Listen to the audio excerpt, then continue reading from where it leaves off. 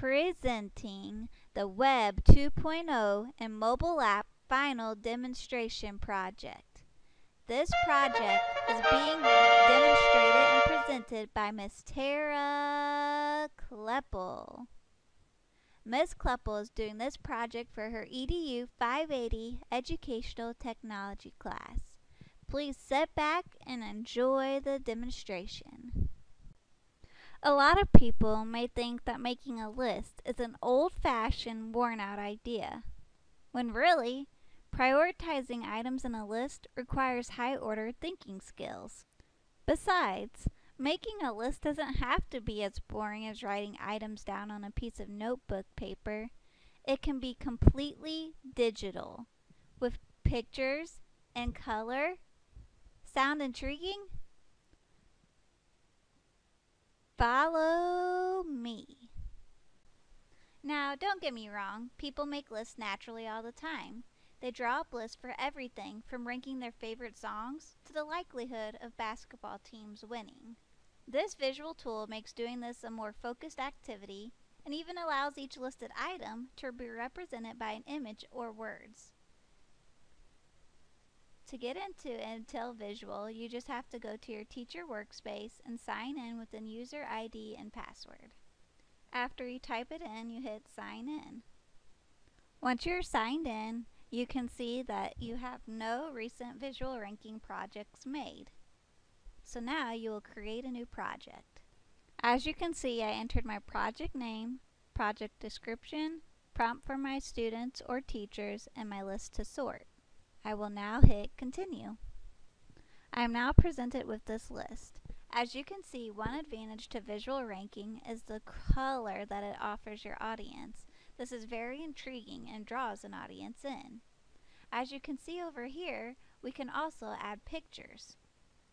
If I wanted to add a picture, I would simply click a tag and then drag that picture over to which tab I want it to be in. And voila, you have a picture with your visual tool.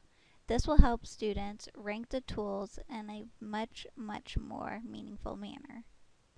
When you're finished, you will hit submit. You could then add students to a workspace.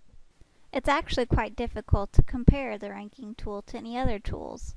Web tools like FlexList and Vitalist and mobile apps like Don't Forget the Milk allow users to make to-do lists and assign tasks to others, but it doesn't allow users to rank items on a list. A strength of the visual ranking tool is that it makes the process of ranking items easy. All you have to do is move the items around to where you think they should be. Second, after you have finished making a list, you can compare it to any team that you want and see where your ranking falls according to their ranking, and it also shows the correlation. Administrators and district leaders could use this to have their teachers rank school goals or professional development opportunities, as I did in the example before this. There's not really any challenges to using this mobile tool, and the best thing is, it's free! Whoa! Let's travel on to a new web tool. As educators, we're always looking for tools to capture and organize our ideas and the ideas of our students. Are you tired of using the same graphic organizer with your students? Or as an administrator, would it be easier to briefly list ideas and concepts into a digital bubble map for all teachers to see? Fear not! An easy-to-use digital mind map is here. Here, it's Poplet. To go to the Poplet website, you then hit log in. You enter your username and password and hit log in. You are then viewing your Poplets. To make a new Poplet, simply hit the Make a New Poplet tab. Here, you will name your Poplet. Pick a color and make it so. You then have a blank screen to start making your Poplets.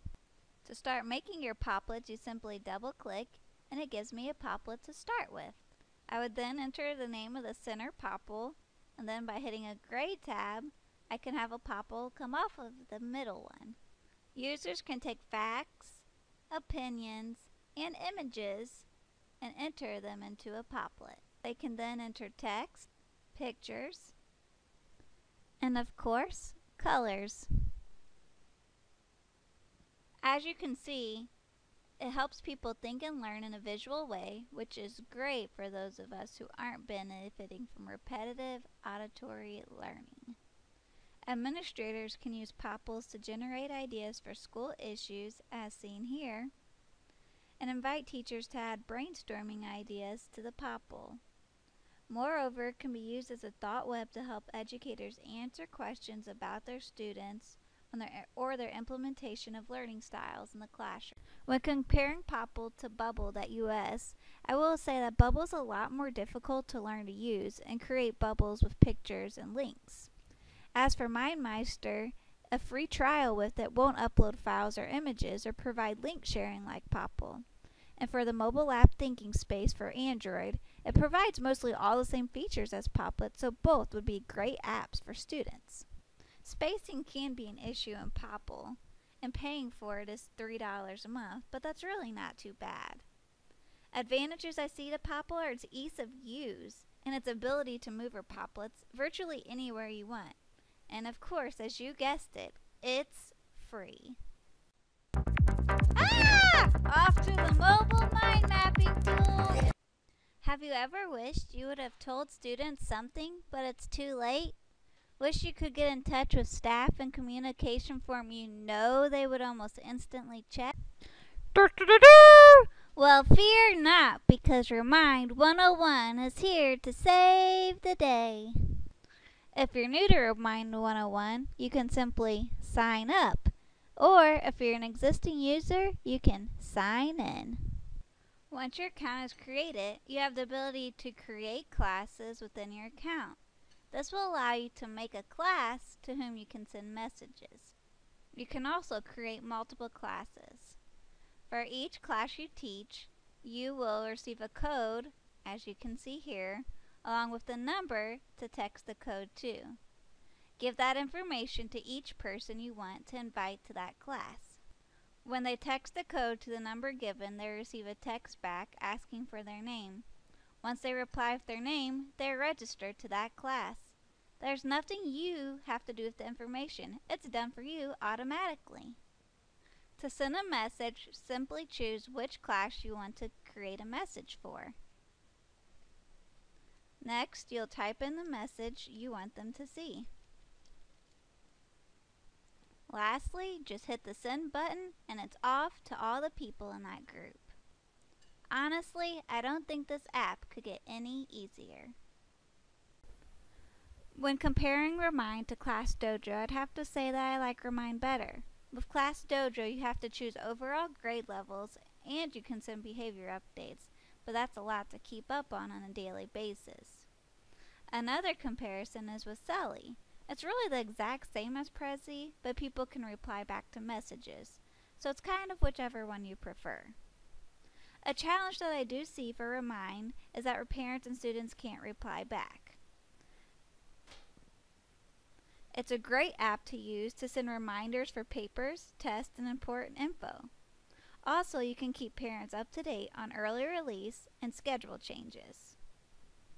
Remind has many advantages and strengths.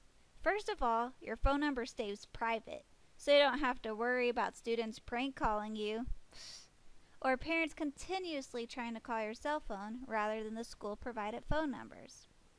Also, you have many different groups you can send messages to, so you can separate it by grade levels, clubs, sports teams, and anything else really. Lastly, 91% of adults own a cell phone, so this helps reach those parents who don't have internet access. And of course, as you can guess, it's free. Well, we better get moving along. Thank you for watching my video. I hope that you've learned more about Web 2.0 tools and mobile apps. I know that change can be hard, but we must remember that we are role models for the students within our classrooms. Our generation is changing day by day, second by second, and the only way to create a new generation of learners is by constantly keeping up with the technology at hand. Have a great day, and always remember, from small changes, big things do come.